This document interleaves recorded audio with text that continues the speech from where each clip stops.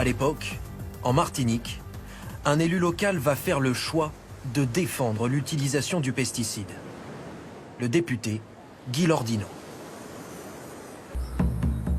L'interdiction du pesticide, Guy Lordino va tout faire pour la retarder. Il écrit une série de courriers à l'administration. À l'Assemblée nationale, il adresse même une question au gouvernement. Monsieur Guy Lordino attire l'attention de Monsieur le ministre de l'Agriculture et de la Forêt sur les problèmes posés aux planteurs de bananes par le retrait d'homologation à compter du 8 février 1990 du chlordécone à 5% en conséquence. Il lui demande s'il lui est possible de porter à 5 ans le délai de 2 ans qui court actuellement depuis la date de notification de la commission des homologations. Est-ce qu'aujourd'hui vous regrettez ces courriers? Non, absolument pas. Absolument pas. Mais quand on est pharmacien, on ne sait pas que des produits organochlorés, c'est a priori ça...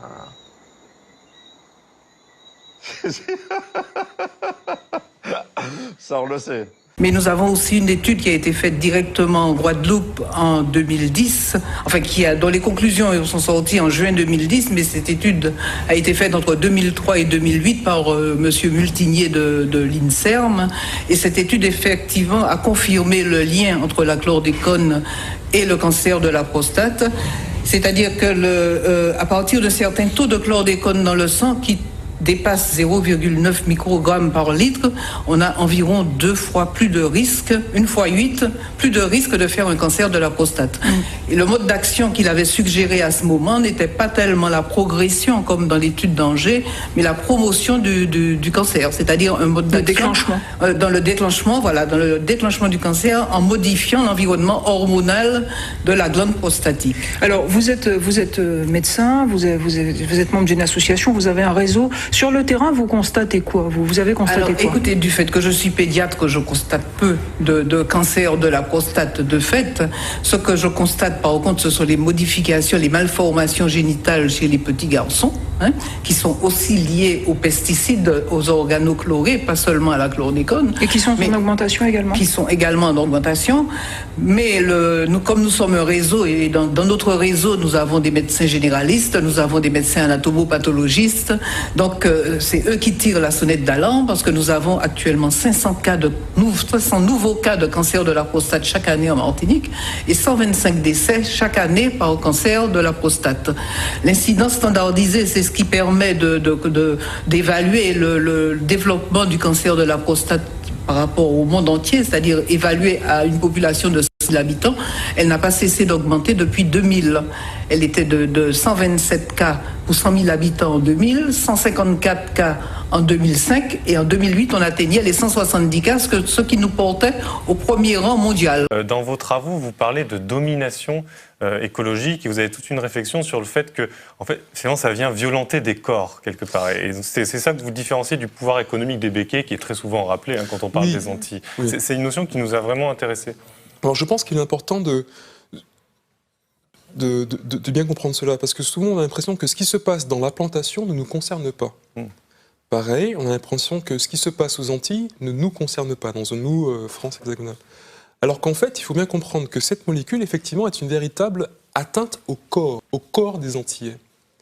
Que ça se manifeste, alors il y a des façons de mesurer ça, mais ça se manifeste par des souffrances, par des maladies. Donc ce sont effectivement tout un ensemble de violences, des violences plutôt lentes, qui ne vont pas se manifester comme des agressions rapides avec des coups de feu, mais qui s'étalent dans le temps, qui se manifestent par des années de vie malades, des années de vie qu'on ne veut pas pouvoir profiter d'une pleine santé.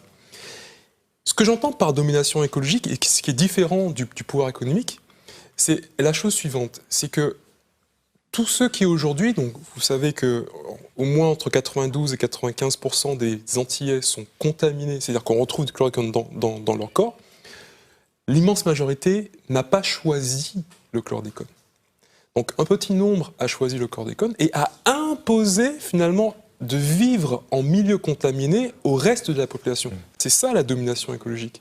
C'est le fait d'imposer au reste du monde une vie en milieu contaminé. Éric Godard, auditionné mercredi, le fonctionnaire de l'ARS, aujourd'hui à la retraite, a révélé que la pollution au chlordécone de nos eaux était en réalité connue depuis bien longtemps. Les autorités auraient donc, en toute connaissance de cause, laissé la population boire de l'eau polluée. Le reportage de Cécile Ma. Les autorités ont-elles en toute connaissance de cause laissé la population consommer de l'eau chlordéconée pendant près de 10 ans? C'est la question que l'on peut se poser après l'audition d'Éric Godard mercredi à la commission parlementaire. L'ancien délégué interministériel du plan chlordécone a révélé la pollution des eaux de rivière à son arrivée à l'ARS ex-DAS en 1999.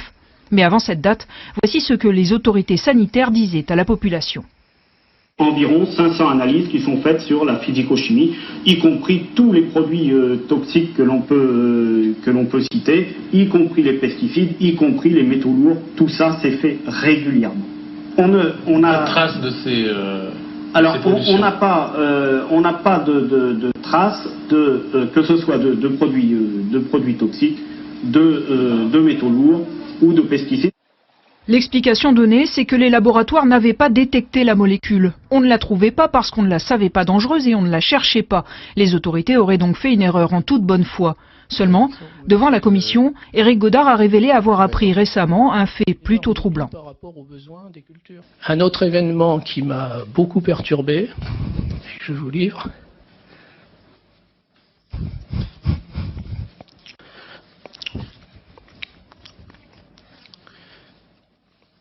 Pardonnez-moi. C'est un témoignage qui m'a été transmis par Luc Multinier,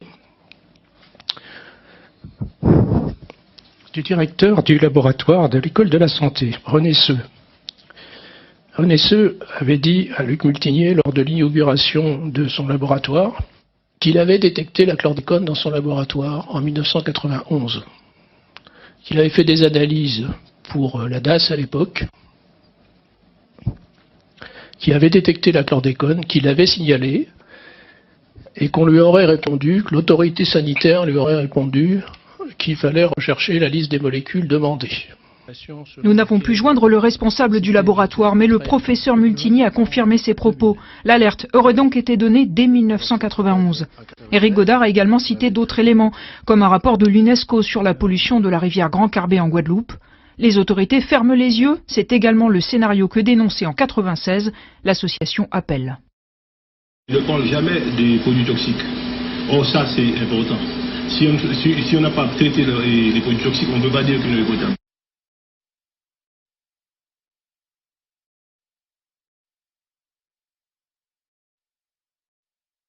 Tout à l'heure, vous avez dit qu'on n'a pas assez de données, et c'est vrai qu'on n'est pas au courant depuis longtemps. Du moins, la population n'est pas au courant depuis longtemps. La seule chose qu'on sait par rapport aux études scientifiques, c'est le cancer de la prostate.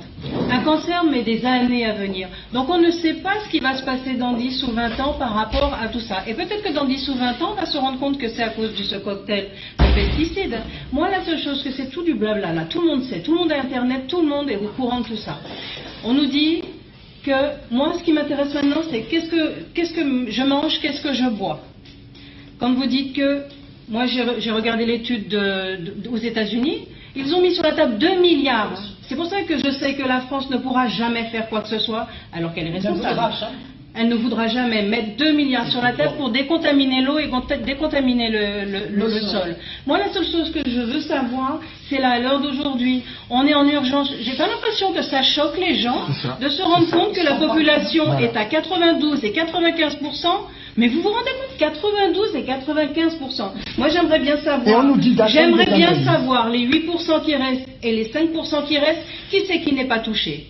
Déjà, moi ce que je veux savoir là, c'est tout le blabla, vos trucs de scientifiques, là je m'en fous complètement. Tout le monde est au courant. Moi ce que je veux savoir, c'est à l'heure d'aujourd'hui, quel est l'état d'urgence pour boire et manger. La chlordécone ne doit pas être tolérée. D'accord ? Merci. Donc on a 24 sources en fait, qui sont utilisées pour l'alimentation en eau. 26. Qui sont polluées, hein ? 26. Il y en a 2 qui étaient contaminés à la chlordécone. Donc 26 sur... 26, c'est les points de... Voilà. Et il y en a 2 sur les 26 qui sont contaminés à la chlordécone. 2 contaminés. C'est la rivière Capot, Oui, oui, ça on sait. Et celle-là, elle est contaminée à la chlordécone.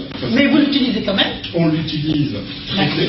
On l'utilise traité parce que sinon c'est 15% de l'eau en moins. Et c'est pas moi qui l'utilise. Excusez-moi, monsieur, vous avez dit qu'il n'y en a que 2? Et l'autre, elle a été arrêtée. C'était quelle source? Vivier? Non, Vivier, c'est la station. D'accord. C'était...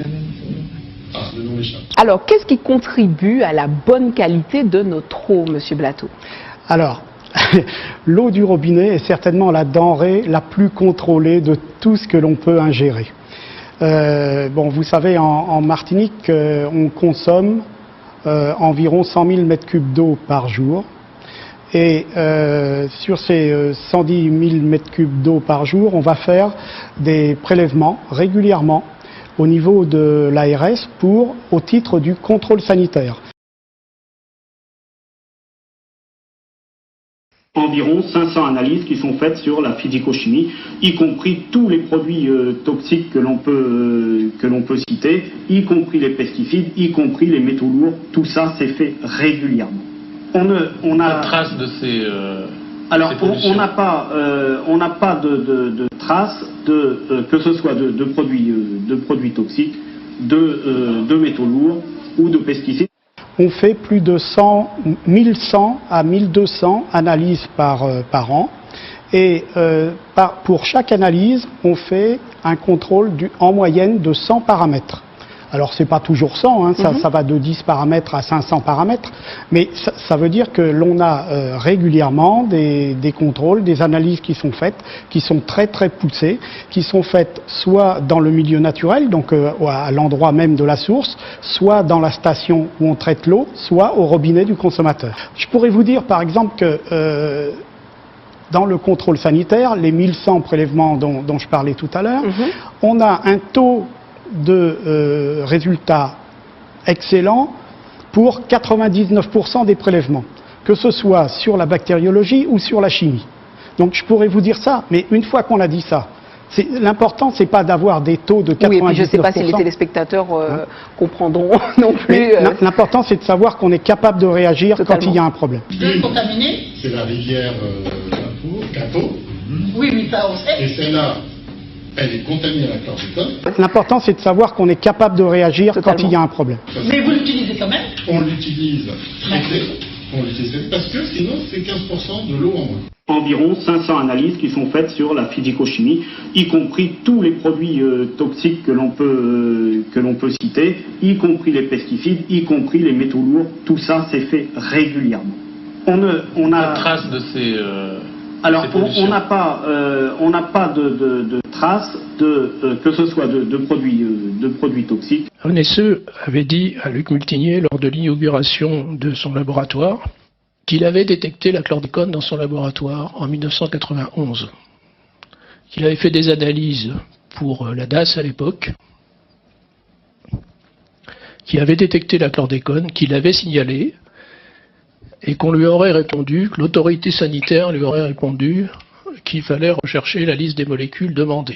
Le fonctionnaire de l'ARS, aujourd'hui à la retraite, a révélé que la pollution au chlordécone de nos eaux était en réalité connue depuis bien longtemps. Les autorités auraient donc, en toute connaissance de cause, laissé la population boire de l'eau polluée. Alors qu'est-ce qu'on racontait à l'époque, Malcolm Ferdinand? Il y a toujours des justifications. Pour l'amiante, il y a eu des justifications. Là, quel était le discours conservé aux Antillais? Le discours conservé était celui-ci. On ne peut pas cultiver la banane sans chlordécone. Aujourd'hui, on voit que la banane se porte bien sans chlordécone. Donc on voit très bien que c'est un discours qui était faux. Et alors comment on lutte contre le charançon? Aujourd'hui, on utilise des moyens organiques, on va dire, avec un système de piégeage, qui sont les moyens qui étaient déjà utilisés avant, avec quelques perfectionnements aujourd'hui, mais à un moment donné, certaines personnes ont mis en avant ce choix chimique qui, en 20 ans, a peut-être pollué nos terres pour plusieurs centaines de siècles et bafoué la santé des Antilles. Aujourd'hui, on sait que le chlordécone ralentit le développement cognitif des enfants. Il faut savoir qu'on trouve du chlordécone dans le cordon ombilical, dans les cordons ombilicaux des Antilles, ce qui est extrêmement grave. On sait aussi que le chlordécone augmente les chances de cancer, de survenue de cancer de la prostate et de récidive. faut savoir que les Antillais présentent un des taux de cancer de la prostate les plus élevés au monde. Donc c'est quelque chose qui ajoute finalement à cette situation extrêmement grave. Et puis bien sûr, il y a le sentiment d'être méprisé, il y a le sentiment de vivre une situation injuste. Hein. On n'est pas dans une catastrophe, comme on dit, qui serait accidentelle. Donc il y a plusieurs niveaux. Il y a d'abord effectivement ce sentiment d'être méprisé par le pouvoir central, on va dire, hexagonale, et que plusieurs personnes se disent mais ça ne se passerait pas si ce n'était pas les Antilles. Et puis il y a l'organisation même du territoire des Antilles, basée à partir de monocultures d'exportation, des monocultures qui sont héritées de ce que j'appelle la constitution coloniale esclavagiste des Antilles, et que le chlordécone est un symbole de tout ça. On parle du chlordécone en disant oh, regardez les Antilles, c'est vraiment grave ce qui se passe. C'est vrai. Mais 95% de la banane produite avec le chlordécone a été consommée ici, en Hexagone. Donc c'est un problème qui doit aussi interroger les pratiques de consommateurs des citoyens sur le territoire hexagonal. Et qui raconte aussi l'histoire de la culture de la banane aux Antilles. Oui, tout à fait, tout à fait. Puisque celle-ci a été principalement cultivée par ceux qu'on appelle des béquets, Malcolm Ferdinand. Oui, après, ça va au-delà de ça. Autrement dit, des propriétaires blancs créoles. Oui, voilà. Mais ça va au-delà de ça. Que ce soit béquet ou non béquet, il y a une manière d'habiter la Terre qui est à repenser. Il faut pouvoir penser l'après-chlordécone. Et là, pour l'instant, on reste dans une approche très techniciste. Quelle molécule, est-ce qu'on a réduit l'utilisation ou pas? Mais le fonctionnement même, la manière dont on va se penser sur ces terres, en 20 ans, on contamine pour plusieurs siècles. Il faut changer. Et alors, repenser, ça veut dire quoi, en quelques mots, Malcolm Ferdinand? Alors, c'est ce que je propose dans mon livre « Une écologie décoloniale », c'est peut-être inverser les valeurs qu'on va défendre dans la manière dont on habite la Terre, pouvoir trouver un équilibre un peu plus durable entre l'exportation et l'importation, pouvoir nourrir sainement les habitants et pouvoir nouer des relations d'égalité, de justice avec l'Hexagone et l'Outre-mer. Nathalie a la quarantaine et derrière elle, déjà 30 ans de combat contre la maladie. D'opération en opération, d'un traitement à l'autre, Nathalie a fini par considérer qu'un monstre vit à l'intérieur de son corps, qu'il tourmente à l'infini. Je partage mon corps, je partage ma vie avec quelqu'un qui est en moi, avec qui j'apprends à faire la paix depuis peu, mais avec qui j'ai dû lutter pendant pas mal d'années et qui m'a volé énormément de choses. C'est un monstre, c'est une espèce d'araignée qui tisse sa toile progressivement. Pourquoi, d'où elle vient, on ne sait pas, on ne comprend pas. Où va-t-elle aller, on ne sait pas non plus.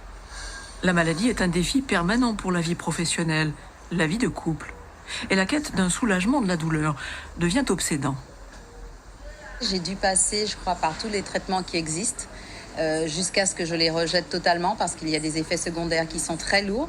Très difficile, la souffrance elle est tant physique que psychologique. Aujourd'hui, j'ai fait un choix de ne prendre aucun traitement, mais c'est une solution qui m'appartient, c'est celle que j'ai trouvée pour me sentir mieux.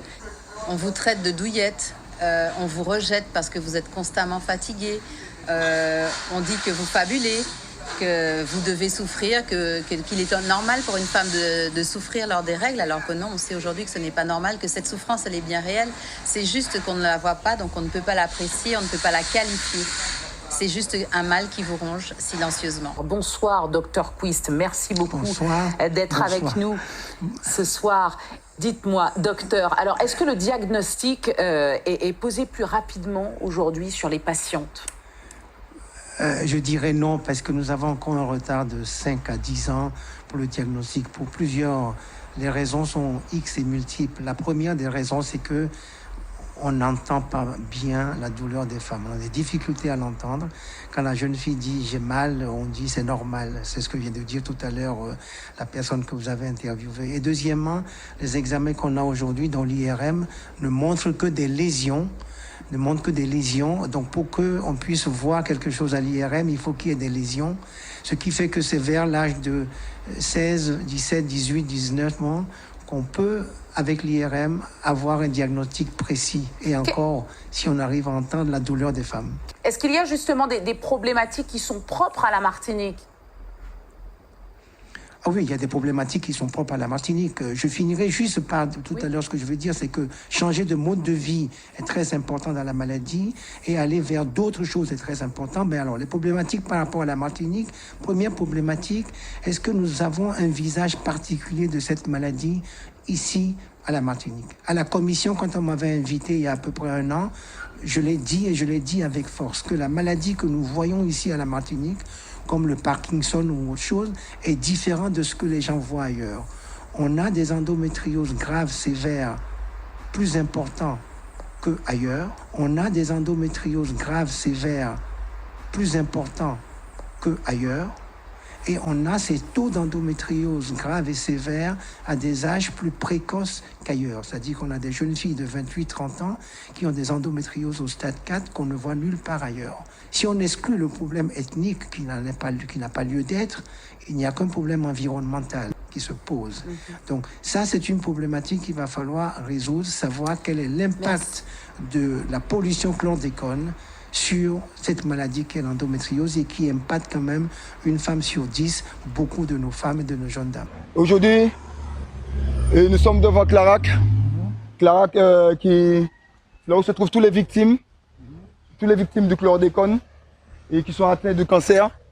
Et là, on se trouve à l'hôpital de jour, c'est consultation externe, tout ce qui est chimiothérapie. Et puis de l'autre côté, c'est la radiothérapie. Comme vous constatez, on a plus de 95%, 92% de cas de personnes atteintes, contaminées par ce poison. Et il y a un seul service, c'est ce petit service-là, qui s'occupe des victimes, des malades. Alors on se trouve du côté, là où se trouvent les victimes, les malades et du cancer à cause de ce poison qu'on appelle le chlordécone. En tant que professionnel de santé, mon en formation d'ambulancier, professionnel de santé, depuis les années 2000, rien pas évolué. Et nous avons matché que, en tant que professionnel de santé, que de plus en plus de plus de personnes qui sont jeunes, qui sont atteintes par ce poison et qui sont atteintes par cette maladie qu'on appelle le cancer.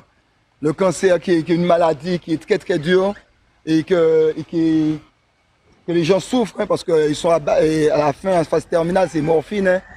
Et en tant que professionnel de santé, je tenais à faire tous les gens voir où on est, la situation en Martinique. Ouais. Oui, bonjour, c'est M. Tussiès, Guy André. Oui, tout à fait. Donc, je disais tout à l'heure qu'effectivement, il y a une augmentation au niveau des malades qui sont affectés par cela, chlordécone. Et on voit que chaque jour, c'est une augmentation. Bien sûr, on voit c'est toutes les tranches d'âge, parce que là, c'est catastrophique. Effectivement, au niveau du matériel, il y a un manque de matériel. Et ce qui fait aujourd'hui, on a constaté que il y a certains qui laissent le département pour aller se soigner à l'étranger, même en Europe. Et donc, le problème est très grave. Et donc, on a vu effectivement, des fois pour les rendez-vous, on a compris qu'en Martinique, il faut attendre des mois pour ces rendez-vous. Et donc aujourd'hui, la situation est très critique. D'autant plus, c'est pour cela qu'on voit que la grève bat son plein. Donc c'est pour réclamer plus de matériel, plus de personnel. Et aussi, les moyens pour pouvoir intervenir. Et si on ne fait rien, bien, ça va encore augmenter. Et voilà. Alors, est-ce qu'on peut avoir une estimation de la tranche d'âge des personnes qui sont atteintes? Ah bien, c'est un peu difficile à dire aujourd'hui parce que quand on s'aperçoit, c'est vrai que nos aînés, vu la situation, nos aînés souffrent beaucoup plus parce qu'il y a le système immunitaire qui affaiblit. Et donc, c'est vrai qu'il y a une bonne majorité de nos aînés. Mais maintenant, on constate effectivement qu'à travers tout cela, il y a certains peu de tranches d'âge un petit peu de la cinquantaine qui sont concernés. Et donc, c'est vrai, comme je disais, que si on ne fait rien, c'est vrai que ça va s'empirer. Mais depuis quand le problème a-t-il été détecté approximativement? Bon, c'est vrai que je ne peux pas vraiment donner l'année précise, hein, mais on peut dire que dans les années, je dois dire, dans les 2000, on a vu une augmentation. On a vu une forte augmentation. Et maintenant, aujourd'hui, on constate que c'est comme la situation que nous vivons, le Covid. Hein. On est arrivé à un point où on est dépassé par les événements. Et donc, maintenant, je pense qu'il faut vraiment se pencher dessus et agir vite. Maintenant, au niveau du gouvernement, si les choses ne viennent pas pour nos machins, donc on sera toujours dans cette situation, quoi. Et est-ce que vous recevez des fois des jeunes, des enfants? Pas beaucoup de jeunes, je dois dire. Je ne sais pas pour ailleurs, mais pour le moment, pas beaucoup de jeunes. Donc, voilà. Je ne sais pas pour demain, hein. Je ne sais pas pour demain, voilà. Et le fait que l'attente est longue, c'est ça qui motive de plus en plus de personnes à sortir du territoire? Ben oui, parce que lorsque on constate que l'attente est longue, je prends un exemple, par exemple, l'ophtalmo. L'ophtalmo, par exemple, des fois on attend une année. Qu'est-ce qu'ils font? Ben, ils vont partir. Effectivement, bon, j'ai remarqué qu'il y a de plus en plus de personnes qui sont affectées par cette maladie. Mais je crois toutes ces personnes sont bien prises en charge et tout se passe très bien, relativement bien. Ouais. Mais dites-moi, monsieur, vous êtes de quel secteur, vous, à peu près? Vous êtes dans le secteur du Nord, la commune du Nord Atlantique, Sainte-Marie. C'est une commune qui a eu quand même beaucoup de pesticides qui a répandu sur les bananeraies. Oui, effectivement, oui, de ce côté-là, oui, bon, il y a beaucoup de gens qui souffrent justement par rapport à cet état de fait, quoi. Mais enfin, bon, bien... Mais ceci dit, ces gens, en quelque sorte, ils n'ont pas choisi d'être malades. Ce sont quand même des personnes qui ont fait qu'ils sont malades. Oui, non, ils n'ont pas choisi du tout. Ils n'ont pas choisi du tout cette maladie, mais hélas, bon, bien, les choses sont là et puis. Et comment ça se vit, je veux dire, au niveau de la personne qui elle-même souffre, et aussi au niveau familial, est-ce que les gens comprennent la douleur qui est vécue par la personne qui a été atteinte? Oui, les gens comprennent la douleur. Mes enfants, pardon, le fait est là et puis bon, bien, ils sont en train de se battre contre cette maladie, quoi, si tu veux. Est-ce que vous pensez que c'est un génocide qui a été fait sur la population martiniquaise volontairement? Moi, je ne dirais pas que ça a été fait volontairement. Bon, mes enfants, bon, bien, peut-être qu'au départ, ils auraient dû prendre les précautions nécessaires de façon à éviter cette maladie, quoi.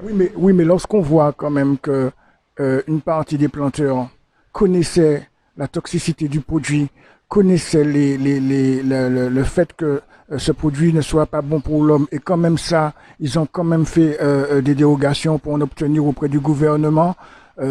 C'est quand même un acte volontaire de voir que bon, ils ont quand même fait rentrer un poison qui n'était pas conforme à la consommation pour les Martiniquais. Oui, effectivement, on peut dire ça comme cela. Mais qu'est-ce qu'on peut faire? C'est vrai, à notre niveau, on ne peut pas faire grand-chose, bon, puisque, bon, bien, les personnes qui sont replacées, bon, peut-être ils auraient dû prendre les mesures nécessaires pour éviter ça, mais... Les personnes replacées, à ce moment-là, on parle du gouvernement qui lui-même a signé les autorisations pour pouvoir fournir le produit aux personnes demandeurs. Donc ça veut dire que le gouvernement lui-même était conscient de l'empoisonnement de la population. Oui, effectivement, mais qu'est-ce qu'on peut faire? C'est vrai, à notre niveau, on ne peut pas faire grand-chose. On est obligé de subir maintenant, puisque bon, le fait est là, quoi. Tout à fait, mais ceci dit, alors, effectivement, nous sommes dans un état de fait où nous ne savons pas quoi faire. Mais nous ne pouvons pas non plus rester en silence, sans réagir, et pouvoir attendre notre mort sagement. Oui, tout à fait, tout à fait. Bon, il y a des actions qui sont menées à ce niveau. Bon, mais enfin, bon, ben, et la suite, on attend la suite, quoi. Mais ceci dit, alors, qu'est-ce que vous pensez aussi du fait que Emmanuel Macron, le président de la République, est venu ici en 2018. Il a lui-même reconnu que l'empoisonnement, que l'État était responsable également, je dis bien également de l'empoisonnement, mais à contrario, il dit que la réparation ne sera pas possible parce que ça risque de coûter trop cher à la France. Qu'est-ce que vous pensez de ça? Bien, bon, je crois que s'il y a des luttes qui sont menées, bon, si tout le monde se mobilise, bon, il y aura certainement des résultats. Il faut espérer, parce que bon, bien. Vous souhaitez que la population se mobilise massivement contre ce problème? L'issue finale serait cela, finalement, et puis bon, ben, si tout le monde se mobilise, bon, il y aura certainement une réponse à tout. Mon nom c'est Basco Philippe. Je suis transporteur depuis 17 ans. Alors je constate effectivement qu'il y a une augmentation terrible des patients qui viennent à Carac. Et on se pose la question, il y a le chlordécone, il y a tout ce qu'on mange. Mais c'est grave quand même parce que toutes les parties de Carac sont occupées. Il y en a qui sont en attente. La chimiothérapie, la radiothérapie, la tomothérapie. Je trouve qu'il y a quelque chose à faire parce que c'est pas normal. Il y a 15 ans en arrière, il n'y avait pas tout ça de personnes malades atteintes. Maintenant, c'est de plus en plus jeune, de 20 à 70, 80. De 20 à 60, à partir de 20 ans? À partir de 20 ans, j'ai déjà emmené, les patients sont malades. J'ai eu l'occasion de transporter en 10 ans près de 10 personnes qui travaillaient avec mon père dans un hangar de bananes. Et ils sont tous déjà décédés. Et ton père, est-ce qu'il vit bien? Et mon père est déjà décédé aussi. Oui, dans ce temps-là, il n'y avait pas de protection. Il manipulait les produits comme ça. Le Robert à Montvert. Si c'est pas trop demandé, ton père est mort à quel âge à peu près? Il est décédé à 80 ans. À 80 ans, ouais. Et donc il a eu le cancer? Et oui, il a eu le cancer. Il a été opéré dans les années 80, 90. Mais il est décédé. Donc le propriétaire de la bananerie, le responsable, lui donnait des produits à utiliser qui n'étaient pas conformes à la santé, c'était du poison. C'est déjà ça, parce que depuis 1983, les produits étaient bannis aux États-Unis, avec les politiques, avec toutes les complicités des personnes. Ils ont continué à machin ça, sans protection, sans rien. Mais justement, alors, toi qui as perdu ton père par cancer, quel est ton ressenti par rapport à justement cet empoisonnement, on va dire programmé, ce génocide en fait? Alors le problème c'est le pot de fer contre le pot de terre. On peut parler de ça, mais il y a une complicité mondiale de tout ça. Et c'est ce qui est terrible. Si les Martiniquais ne se mettent pas debout pour protester contre tout ça, on sera les victimes toujours. On sera les victimes toujours. Parce que c'est pas normal. Ouais. Mais dis-moi, à part ton père, tu as eu d'autres personnes de ta famille atteintes par le cancer? Oui, j'ai eu mon oncle, ma tante et les collègues de mon père. J'ai eu l'occasion d'emmener 10 dans la même habitation. Et est-ce que toi, tu as déjà fait ton test chlordécone pour savoir si tu as du chlordécone? Parce qu'on nous rappelle aussi que le chlordécone n'est pas uniquement que dans les bananeries, mais aussi dans l'eau. Ça fait près de 15 ans que je ne bois pas l'eau du robinet. Mais non, j'ai pas encore fait le test de chlordécone. Pourquoi tu ne bois pas l'eau du robinet? Ah non, ça fait plus de 15 ans. Banni, plus de 15 ans. Et pour quelle raison tu as décidé de ne pas boire? Je suis dans le milieu médical et l'eau de l'assainissement, l'eau n'est pas potable. L'eau n'est pas potable. Ça fait plus de 15 ans que je ne vois pas d'eau. Et l'ARS se tue à dire aux Martiniquais qu'elle est propre à la consommation, alors que nous avons aussi notre avis sur le fait que nous ne sommes pas confiants sur ça, d'autant plus que l'ARS elle-même, dans les années 80, n'avait pas fait savoir à la population martiniquaise qu'il y avait des traces de chlordécone dans l'eau. Donc comment peut-on faire confiance à... Moi, je ne fais pas confiance à ces organismes. Quand ils disent d'aller à droite, je vais à gauche. Le peu que je peux faire. Parce qu'ils étaient au courant et c'était interdit. Et ils ont demandé une dérogation. Nous savons tous qui c'est qui a demandé la dérogation. C'était pour faire plus d'argent. Et qu'est-ce que tu penses justement des hommes politiques qui ont participé à cette demande de dérogation? Je veux dire, les politiques locaux. Qu'est-ce que tu penses de ces personnages-là? Mais c'est toujours la même chose. Hein? Ils ne peuvent pas faire grand-chose. Et s'ils dénoncent, ils sont mis au placard. Ils sont tous là pour leur argent. Ils sont tous là pour leur argent. Alors revenons aux personnes que tu transportes. Dans la semaine, combien de personnes atteintes du cancer qui t'arrive de transporter? Est-ce que tu as une estimation à peu près? Ça peut arriver 2-3 personnes, mais ces personnes reviennent à peu près tous les jours. Si c'est la radiothérapie, c'est tous les jours. Si c'est la chimiothérapie, c'est une fois tous les 15 jours. Alors je suis amené à venir ici souvent. Donc le service est relativement toujours en suractivité, surpopulation. Toujours. Et de plus en plus. Et ce qui est en plus le plus grave, c'est que quand quelqu'un me dit bonjour, je reconnais tout de suite la personne. La personne me reconnaît. Et c'est des voisins, c'est des amis, c'est des connaissances. On a tous un parent atteint de cette maladie-là. Ouais, c'est-à-dire que du fait que tu côtoies un peu, en fait, en tout cas, ton activité te permet de pouvoir faire la rencontre de diverses personnes et tu t'aperçois toi-même je suppose que tu es surpris de voir. Je suis surpris parce que je peux voir la personne bien. Par exemple, j'ai connu une connaissance. En mars, je l'ai vu au travail. Et en mai, je l'ai vu en chimiothérapie. Voilà. Concernant la prise en charge, est-ce qu'il paraît les appareils tombent souvent en panne? Et j'aurais aimé savoir aussi, est-ce que c'est le seul endroit qu'on soigne les patients? Oui, à Carac, c'est le seul endroit. Bon, il y a un département à la MENA, au 4D. Au 4D, ils font la chimiothérapie. Mais ici, il y a 2 appareils, mais le plus souvent, les appareils ne supportent pas la chaleur. Il faut commander les pièces en France. Les patients restent une semaine et des fois 5 jours sans traitement. Eh bien voilà, c'est ça. Et est-ce que tu penses que les patients, les personnes qui sont atteintes du cancer, d'empoisonnement, est-ce que tu penses que ils ont tendance à ne pas vouloir parler de leur maladie?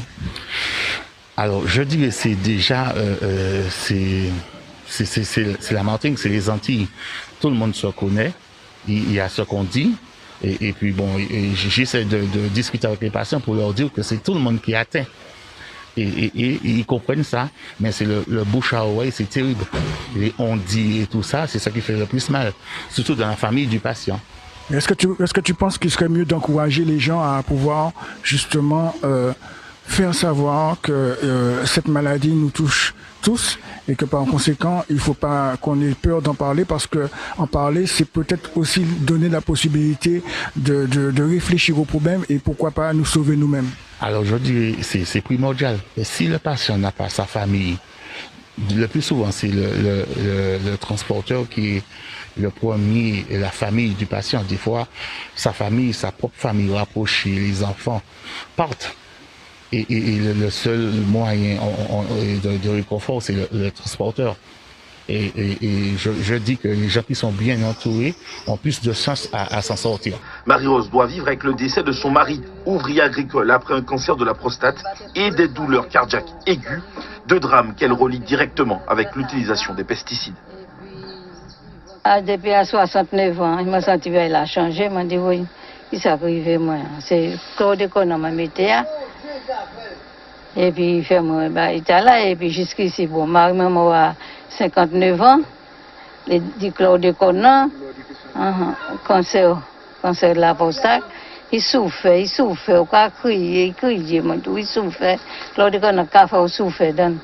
Heureusement, ces ouvriers agricoles peuvent compter sur le soutien d'Yvon Sérénus, qui fait partie d'une association qui vient en aide aux victimes collatérales des pesticides.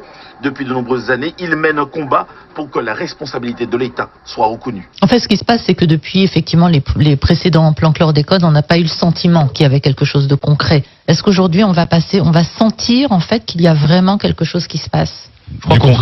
Je crois qu'on sentira quand il y aura sur tout ce que nous mangeons une petite pastille zéro chlordécone.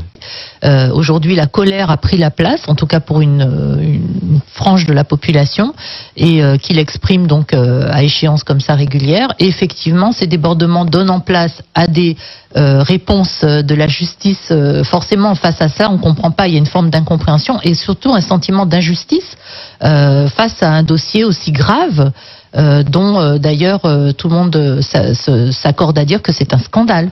Et qu'on a l'impression effectivement qu'on prend les choses, mais que c'est la dimension même de la gravité du sujet n'est pas forcément toujours intégrée. En tout cas, on l'a entendu également, tant que ce volet judiciaire ne sera pas refermé, tant que les responsabilités, ou en tout cas les responsables n'auront pas été punis, on l'a entendu, il y aura encore des actions et une population qui va continuer à revendiquer un certain nombre de choses. Ça, j'imagine que vous l'avez également entendu. En tout cas, une minorité, mais qui sans doute fait écho dans la population, oui. Alors qu'on soit d'accord ou pas au mode d'action, ça c'est autre chose.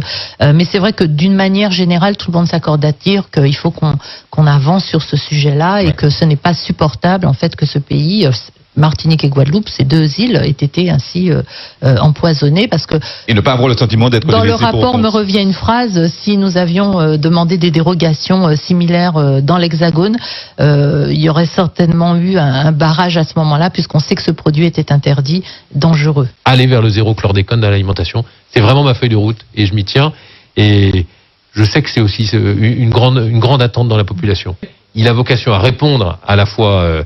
à cette colère qui s'exprime, à ce sentiment d'injustice par rapport à ce qui s'est passé dans le passé. Et je crois que c'est là qu'on est attendu. Et moi, quand je me déplace sur le terrain, c'est ça qu'on me dit. Là, nous avons actuellement, ils soigné, mais pas sans demi-mesure. Ils soigné les ouvriers agricoles. Nous avons demandé qu'ils ont arrêté, fait pesticides, tout produit chimique entré dans aliments nous avons mangé Martinique.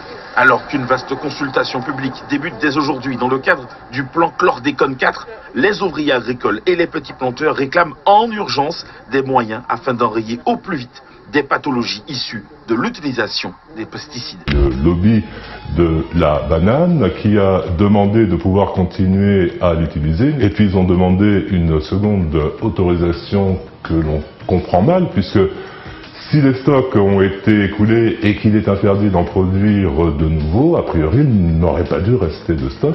Le lobby de la banane qui a considéré que pour ses affaires, pour ses profits, eh bien, il fallait prolonger cet empoisonnement de la population. Et le président de cette entreprise était un puissant entrepreneur local issu d'une famille béquée. Mais c'est quoi des béquets ? Eh bien, ce sont des familles puissantes, descendantes des colons esclavagistes et qui dominent l'économie en Martinique. Et les grèves qui ont lieu en ce moment en Martinique dénoncent cette hégémonie économique en bloquant par exemple des centres commerciaux appartenant aux béquets. Mais surtout, les militants tiennent pour responsables ces familles dans le scandale sanitaire du chlordécone et demandent justice et réparation. Oui, parce que les sols, l'eau, le poisson, la viande, les légumes, bref, quasiment toute la chaîne alimentaire est empoisonnée. Aujourd'hui, 95% des Guadeloupéens et 92% des Martiniquais sont contaminés, dont moi. C'est en Martinique effectivement qu'il y a le taux de cancer de la prostate le plus élevé dans le monde. C'est pratiquement acquis à 80-90% qu'il y a un lien avec le chlordécone, mais ce n'est pas encore une certitude scientifique. Selon une commission d'enquête parlementaire, la France est le premier responsable de cette pollution et a, je cite, fait subir des risques inconsidérés au vu des connaissances scientifiques de l'époque aux populations et territoires de la Guadeloupe et de la Martinique. Avec leur rassemblement, les Martiniquais manifestent aussi leur colère face à l'État qui se mue dans un épais silence et face à une justice qui n'avance pas vraiment alors que de nombreuses plaintes ont été déposées par des associations écologistes depuis plus de 12 ans. La République est une et indivisible, et par conséquent, à mon sens, ce qui se fait ici en métropole lorsqu'il y a un problème sanitaire avec une certaine diligence, eh bien, pourrait être fait avec la même diligence à 6000 km de distance, puisque là-bas aussi, c'est la France. L'action du gouvernement et sa façon de traiter ces problèmes des pesticides. Devant la contamination générale de la Guadeloupe et de la Martinique au chlordécone et à l'empoisonnement de tous nos concitoyens de ces départements par cette molécule, le gouvernement vient de trouver la solution. Voilà la trouvaille de l'arrêté interministériel de mardi dernier. Supprimer les limites maximales de résidus dans les aliments. Ainsi, fruits, légumes, produits laitiers, œufs ou certaines viandes peuvent être contaminés par la chlordécone sans aucun seuil et être autorisés à la consommation. Cette décision est une pure folie, un empoisonnement légalisé, un homicide par inconséquence. J'ai lu le diaporama qui a été présenté à la préfecture. Il est en demi-teinte, c'est-à-dire que vous avez effectivement un certain nombre d'avancées, des avancées qui sont par exemple pour la limitation de la contamination des terres. Ce sont des choses qu'on demandait depuis 2008, ça fait 12 ans qu'on demandait d'éviter le transfert de terres chlordéconées vers des terres saines. Vous avez une petite avancée concernant la santé au travail. J'ai vu qu'il y a ce collectif d'ouvriers de la banane qui ouvre un dossier qui n'a jamais été ouvert auparavant. Si vous voulez, mon amertume aujourd'hui, c'est que depuis 2008, le premier plan chlordécone, tout ce qui est dans ce plan 2004, chlordécone 4 avait déjà été demandé. C'est-à-dire que nous avons perdu 12 ans. Un plan donc en plusieurs axes, dont la chlordéconémie, le dépistage gratuit donc pour les personnes prioritaires. Est-ce que ça, pour vous, c'est un grand pas? Ce n'est pas un grand pas. Ce plan, il change d'échelle. La réponse est multipliée par 3. Donc c'est le gage d'abord d'un engagement qui est très fort. Ce n'est pas un grand pas, parce que quand vous lisez le plan chlordécone 2, ça avait été prévu. C'était 2011. Et ça avait été prévu de manière obligatoire, systématique pour toute personne qui demandait à faire son dosage. Je pense que c'est un plan qui est un peu mieux doté que ce qu'on a connu aujourd'hui. Il est urgent de rentrer dans une phase active pour écrire l'après-chlordécone à la Martinique. Ce n'est pas un grand pas.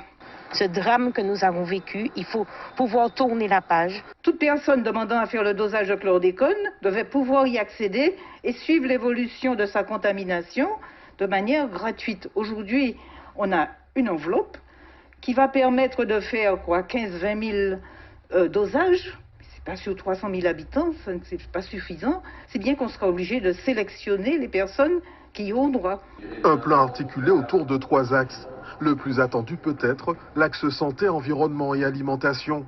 Il prévoit de dépister gratuitement le taux de chlordécone dans le sang pour des publics spécifiques dans un premier temps. Il devrait être ensuite étendu à l'ensemble de la population.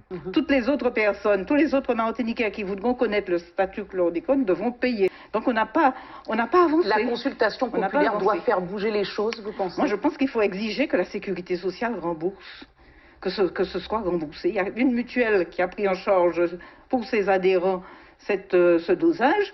85 €, ça ne va pas mettre en difficulté la caisse de sécurité sociale.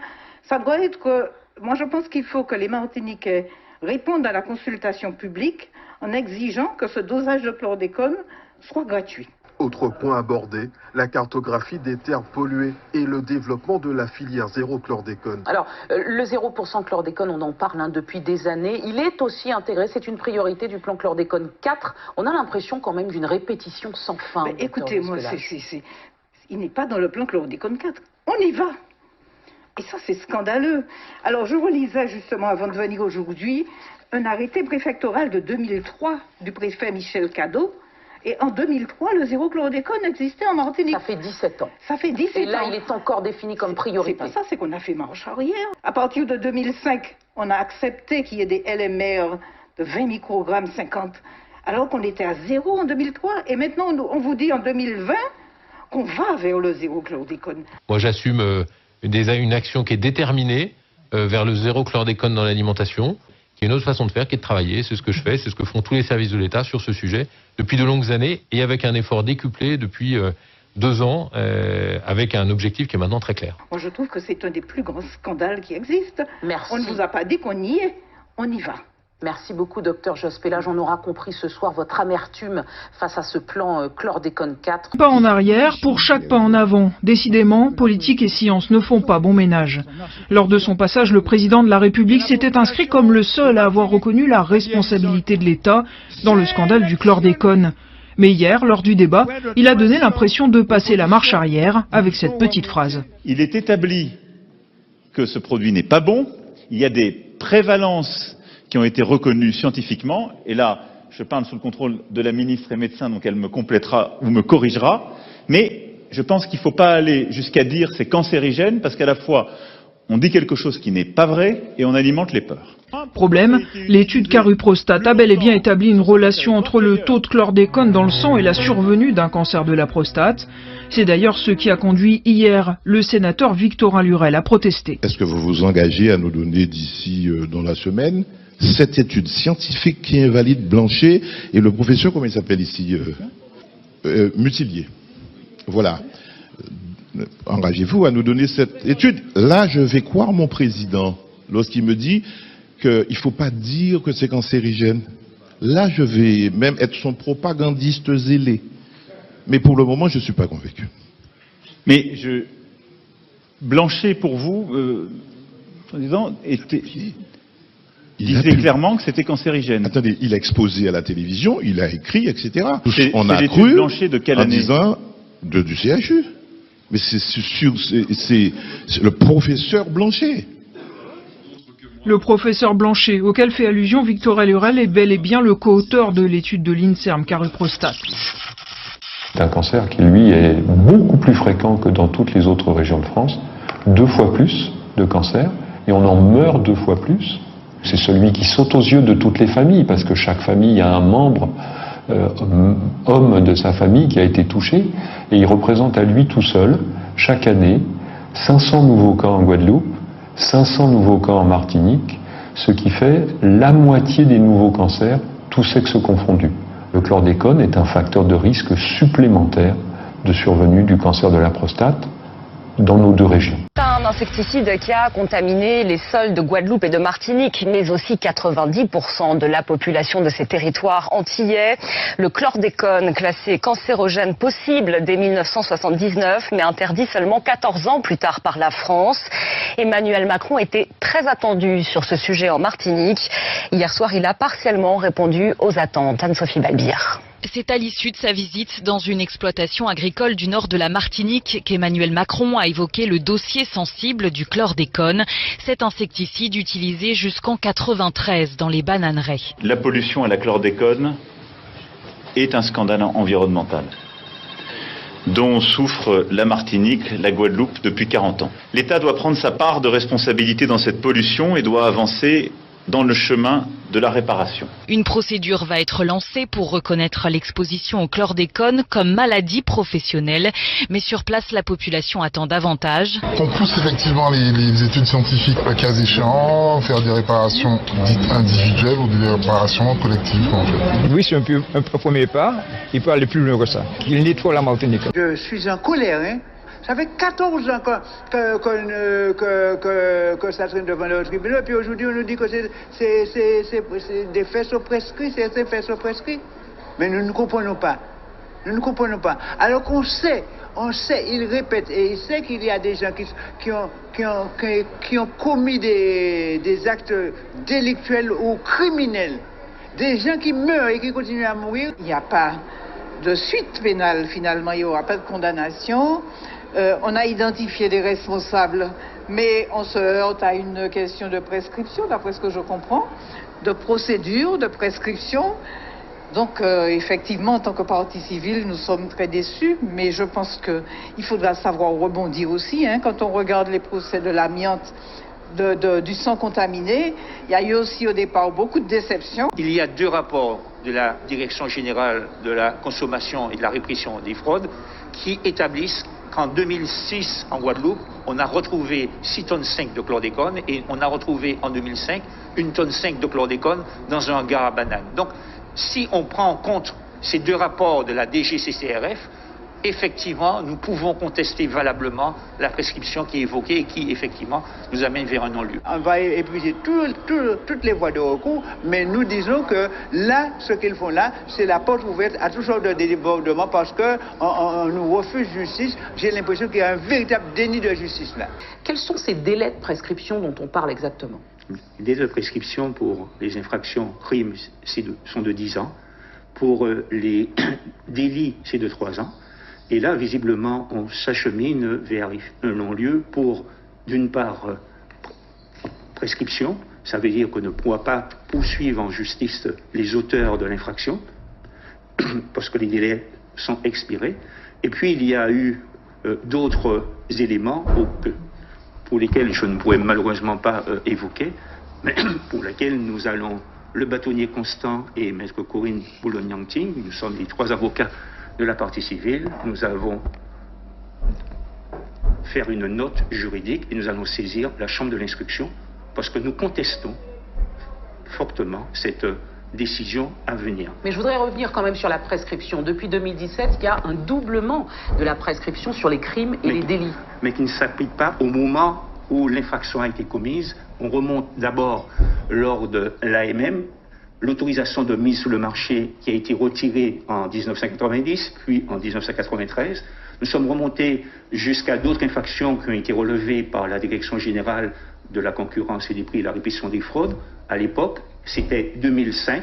Maintenant, 2005, vous ajoutez un délai de prescription de 10 ans, ça nous ramène malheureusement à 2015. Donc les délais, aujourd'hui, nous ne pouvons plus poursuivre.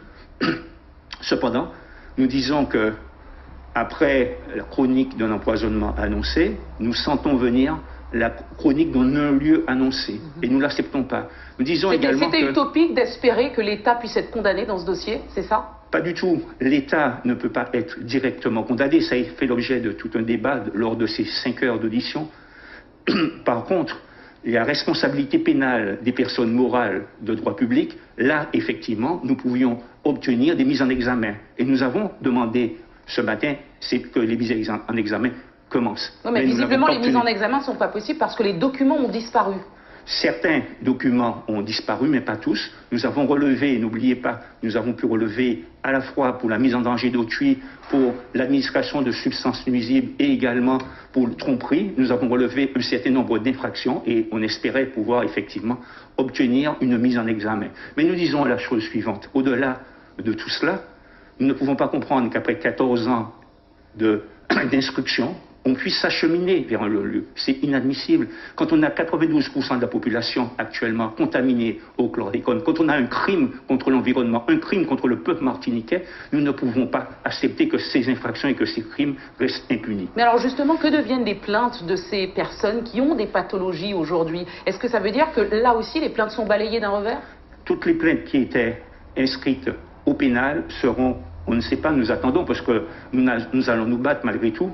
Mais il y aura des conséquences malgré tout. Il y aura des conséquences sur l'ensemble de ces plaintes. Par contre, nous allons continuer au niveau des autres juridictions et quand nous aurons épuisé l'ensemble des recours dans le droit interne, nous allons saisir la Cour européenne des droits de l'homme parce que là, il y a eu un manquement grave de l'État vis-à-vis des citoyens, vis-à-vis des Martiniquais et Guadeloupéens. L'État n'a pas joué son rôle, n'a pas assuré la sécurité des Martiniquais et des Guadeloupéens. Vous avez l'impression que l'État veut enterrer rapidement le dossier? Non, je ne pense pas que l'État veuille... Compte tenu de ce qui se passe aujourd'hui... Je ne le pense pas. Si véritablement nous sommes dans un état de droit, puisque la France se réclame la patrie des droits de l'homme, et si véritablement nous sommes effectivement des citoyens, comme on nous le répète, mais les lois et les règlements doivent s'appliquer exactement comme pour l'affaire du sang contaminé, exactement comme pour l'amiante ou l'affaire du Mediator. C'est ce que nous réclamons et c'est ce que nous attendons de la justice. Il a fallu attendre 15 ans.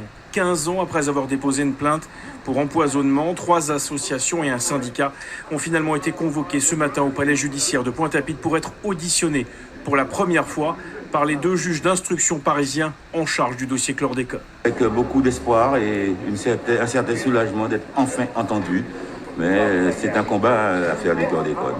Il n'y a pas de complaisance, donc on sera vigilant et activement on participera. L'audition s'est déroulée à huis clos et en visioconférence. À l'extérieur, une trentaine de personnes sont présentes pour manifester leur soutien. 10h30, l'audition est interrompue pour 15 minutes. Jean-Marie Nomertin vient d'insulter les magistrats après avoir appris que les faits pouvaient être prescrits. Les madame Lavigne dit qu'elle nous pas parler de ça, on dit ah ouais. C'est nécessaire. Pour moi, ça en donne. Mais il ne faut pas partir. Non, c'est bon. On va éviter les injures. Oui, parce que ça va éviter. Non, mais là, ça faut qu'on fait. On va suivre. Parce que, non, mais la région Zola, on est d'accord que Zola, mais il faut ça plus qu'il a, hein. Parce que les Okavines, normalement, la région terminée, tout élu ici dans là, on dit bon, on va faire une déclaration. Finalement, l'audition va reprendre pour s'achever aux alentours de 13h. À la sortie, tous promettent de poursuivre le combat. Nous n'allons pas nous contenter de l'amnésie et des égarements de dossier, car c'est grave, et même les juges qui nous entendaient ont reconnu que c'est un drame, que c'est très grave. Et donc, face à une telle gravité, je demande aux Guadeloupéens et aux Martiniquais, qui jusqu'à présent ont montré une certaine inertie et une indifférence alors qu'on se battait pour eux-mêmes, de se lever maintenant pour exiger justice et vérité.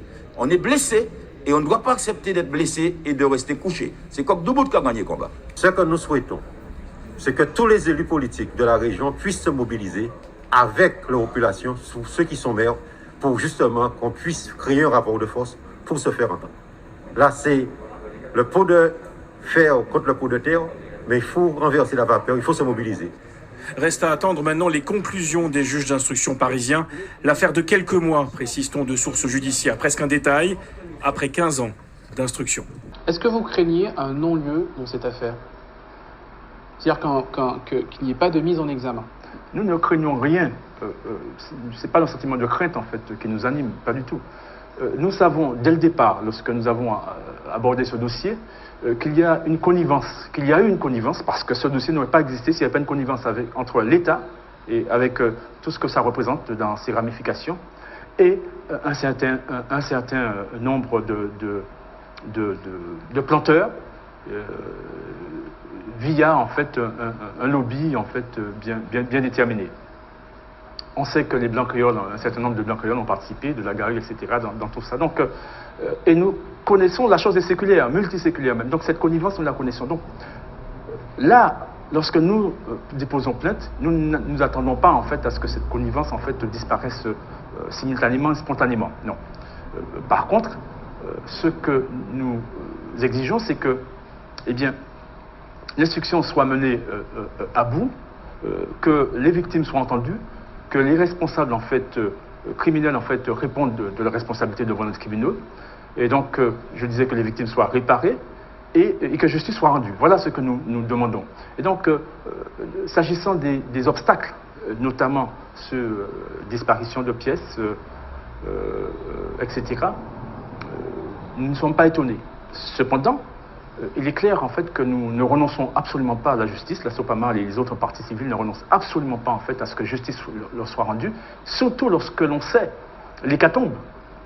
Parce que ça signifierait en fait, si on devait considérer que un non-lieu devrait être rendu dans ce dossier et puis basta, ça signifierait en fait que nous devrions, en tous les cas, surtout ceux qui sont à l'heure actuelle touchés de plein fouet par cet empoisonnement, nous devrions rentrer, nous contenter en fait de rentrer et d'aller faire des va-et-vient au CHU, chimio, nous occuper en fait de nos morts, ou en tous les cas de nos prostates, des enfants en fait qui sont en baisse de QI, etc., etc. Ça signifierait ça. Donc c'est une vision en fait que nous ne pouvons pas accepter. En tous les cas, c'est pas la nôtre, c'est la leur a priori, mais c'est pas la nôtre. Et donc nous allons faire ce qu'il faut pour que, en effet, cette instruction soit complétée, en tous les cas, soit menée autrement. Bon matin, nous réunissons les Mamaïs,